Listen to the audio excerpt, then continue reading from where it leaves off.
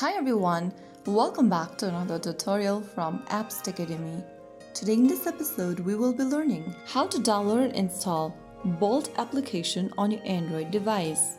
First of all, open your Google Play Store on your Android and then in the search bar type in Bolt and search. Look for the Bolt Request a Ride app from Bolt Technology and tap on Install from your Android.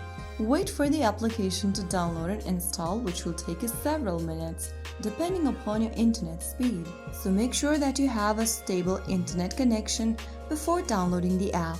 Once done, click on Open and you have successfully downloaded and installed Bolt application on your Android device. Allow location access to Bolt and then sign into your existing account or create a new one once you land in the welcome screen. So that is how you easily download and install Bolt on your Android. If you found the video helpful, don't forget to like, share and subscribe to our channel. I will be back again in the next episode. Thank you for watching.